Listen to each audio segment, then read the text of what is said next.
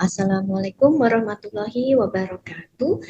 Kali ini kita akan belajar bagaimana menggunakan program AMOS dalam menyelesaikan suatu kerangka pemikiran teoritis. Nah, seperti yang terlihat di dalam layar ada 6 variabel, di mana 3 adalah variabel eksogen seperti ketepatan metode pelatihan, kualitas isi pelatihan, kualitas trainer pelatihan. Kemudian ada 3 variabel endogen, yaitu efektivitas pelatihan penjualan, kompetensi relasional, dan kinerja tenaga penjualan. Nah, langkah-langkah yang akan kita lakukan di dalam AMOS, yang pertama kita harus tahu dulu nih untuk variabel-variabel tersebut memiliki berapa indikator. Seperti pada variabel ketepatan metode pelatihan ada 3 indikator, kemudian untuk kualitas isi pelatihan ada 4 indikator, kualitas trainer ada 3 indikator, kemudian untuk efektivitas pelatihan penjualan ada 3 indikator, variabel kompetensi relasional ada 3 indikator, dan kinerja tenaga penjualan terdapat 3 indikator, sehingga total itu ada 19 indikator. Baik, untuk langkah-langkah yang pertama, kita harus menguji dulu untuk konfirmatori faktor eksogen dulu. Jadi variabel eksogen ada 3 di sini, ketepatan metode pelatihan, kualitas isi pelatihan, dan kualitas trainer pelatihan. Nah, kita olah dulu untuk ini seperti berikut.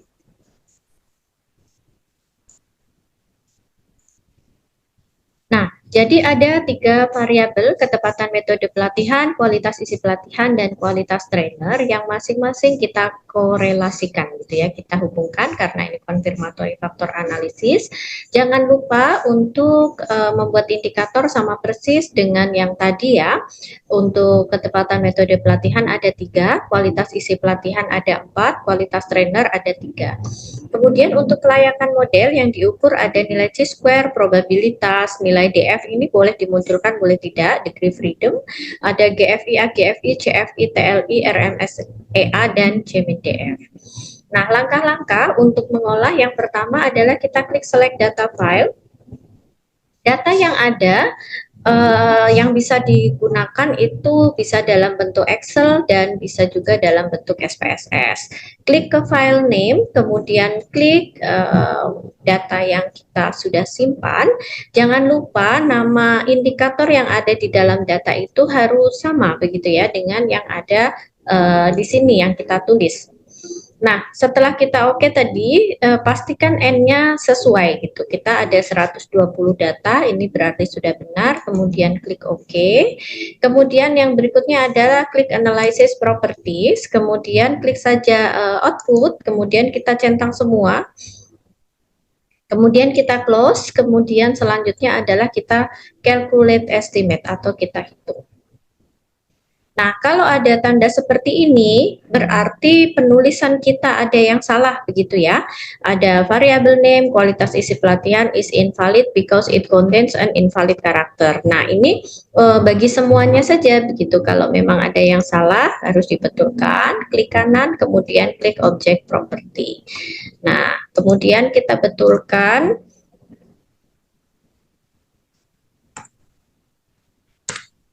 Begitu, kemudian ketepatan pelatihan,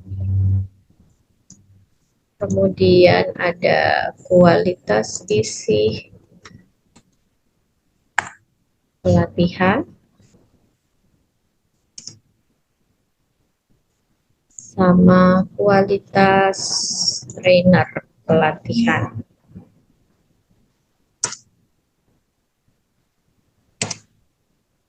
Kalau sudah di oke saja, kemudian kita ulangi. Nah, berarti kalau memang tidak bisa, misalkan kita tulis kembali saja.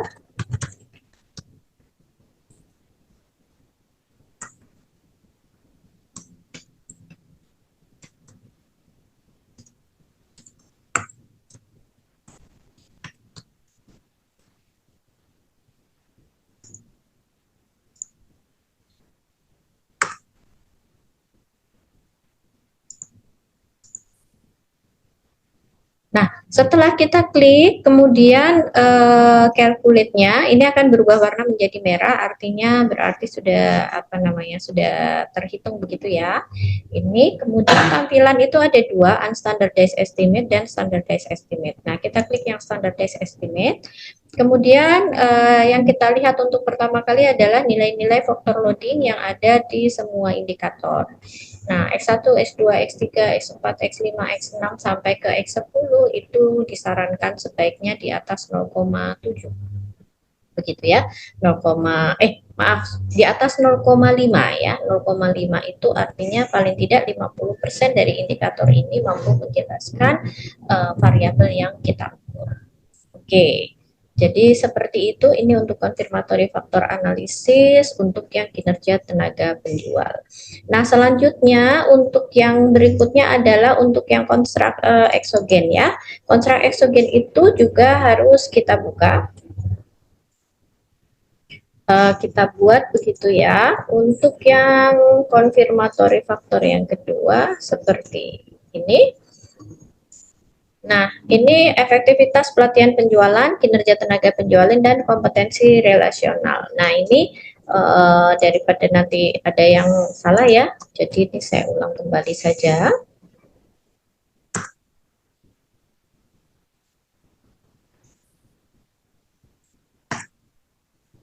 Kemudian ini yang ketiganya adalah apa namanya variabel endogen begitu ya. Jadi variabel endogen ini masing-masing kita hubungkan, tapi ingat dihubungkannya dengan korelasi dengan garis dua, bukan menggunakan garis apa namanya regresi begitu ya. Kemudian kita klik untuk select data file, kita masukkan data yang sama begitu ya, seperti tadi. Kemudian pastikan N-nya sudah benar, oke. Kemudian klik analysis property, klik output, centang semua, kemudian calculate estimate. Ketika sudah benar, maka panah yang di atas ini akan berwarna merah. Sama tampilannya ada dua, unstandardized dan standardized. Nah, sama juga kita lihat faktor loadingnya semua harus di atas 0,5. Jika sudah, berarti paling tidak ini sudah memenuhi begitu. Nah, lanjut setelah CFA eksogen, CFA endogen, baru kita masuk ke dalam full SEM. Nah, untuk yang full SEM ini berarti keseluruhan variabel sama seperti pada kerangka kita yang pertama. Oke, saya buka dulu. Untuk yang full SEM. Nah, yang full SEM seperti ini, jadi sama persis ya dengan yang tadi.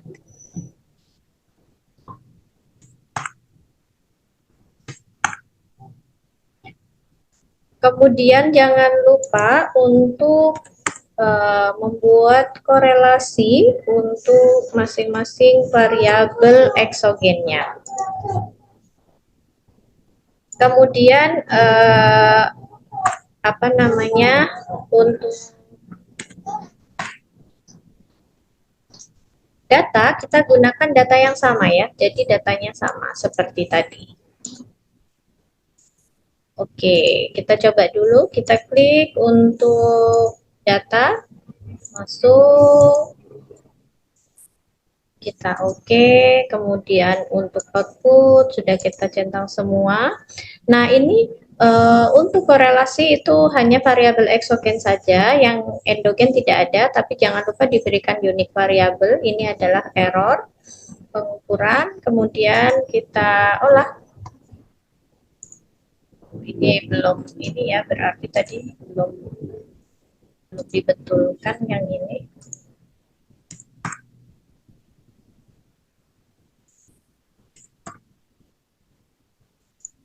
Oke, kita tinggal olah lagi kalau masih ada yang salah. Nah, oke baik.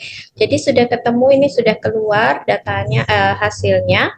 Kemudian klik ke standardized estimate. Nah, kalau sudah di full SEM ini yang kita lihat adalah uji kelayakan modelnya, gitu ya. Nah, kemudian untuk melihat output bisa diklik view, kemudian text output begitu.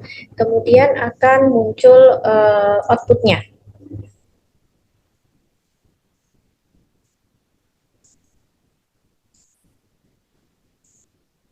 Nah, di sini secara garis besar semuanya sudah ada di dalamnya ya. Untuk analysis summary, kemudian note for group, variable summary, parameter summary, assessment of locality, observation furthest from the centroid, kemudian sample moment, note for model, estimate, modification index, kemudian migration history, pairwise, model fit, sama execution time. Oke, ini adalah output untuk AMOS yang full. Kemudian akan kita lihat bagaimana memasukkan untuk analisis begitu ya dari hasil pengolahan kita. Jadi yang dimasukkan adalah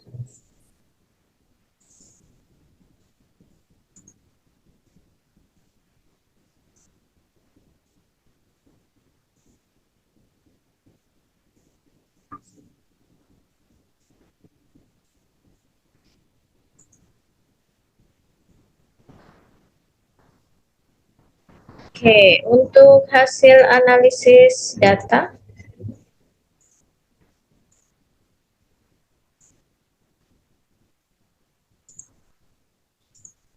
Nah, seperti ini. Yang pertama untuk konstruk eksogen kita masukkan dulu, kemudian untuk kriteria kelayakannya juga kita masukkan. Nah, kriteria kelayakan ini masuknya ke dalam estimate ya. Oh, mohon maaf, ini masuknya di depan, di layar depan ini, di gambar yang sudah kita masukkan tadi hasilnya. Kemudian apakah sudah memenuhi atau belum. Kemudian untuk masing-masing dilihat nilai standardized regression-nya. Ini dilihat dari output. Jika masing-masing indikator ini sudah signifikan berpengaruh, berarti sudah menunjukkan hasil yang baik. Demikian pula untuk yang konstruk eksogen kita masukkan, kemudian uji kelayakan modelnya juga kita masukkan ke dalam tabel. Kemudian ini adalah hasil juga dari outputnya. Nah, ini yang full tadi sama. Yang pertama kita lihat adalah pengujian kelayakan model. Di sini ada dua angka yang marginal. Yang marginal tidak masalah selama nilai chi-square dan probabilitasnya sudah memenuhi, begitu ya. Kemudian evaluasinya ada normalitas data. Nilai normalitas data itu berada pada rentang plus minus 2,58. Kemudian outlier ada dua, univariate outlier itu menggunakan nilai z-score dari SPSS, kemudian multivariate outlier itu menggunakan nilai Mahalanobis distance. Kemudian evaluasi multicollinearity dan singularitas itu dengan melihat nilai matriks covarian sampel harus di atas 0 atau tidak sama dengan 0. Interpretasi dan modifikasi model itu pada standardized residual covariant. Kemudian pengujian validitas dan reliabilitas menggunakan CR, construct reliability, dan varian ekstrak. Dihitung menggunakan rumus CR sama dengan sigma standard loading kuadrat dibagi sigma standar loading yang dikuadratkan ditambah sigma error. Kemudian untuk varian ekstrak rumusnya adalah jumlah standar loading kuadrat dibagi jumlah standar loading kuadrat ditambah dengan sigma error. Nah, kemudian untuk nilai-nilai standar loading ini kita dapatkan dari output begitu ya. Kemudian standar loading kuadrat berarti tinggal dikuadratkan. Kalau error ini adalah 1 dikurangi dari standar loading kuadrat. Nah, ketemu construct reliability dan variance ekstrak menggunakan rumus yang tadi. Dikatakan bagus, reliable, itu jika nilai construct reliability di atas 0,7 dan nilai varian extracted-nya adalah di atas 0. Kemudian pengujian hipotesis ini juga pada estimate. Oke, akan saya share dulu untuk hasilnya.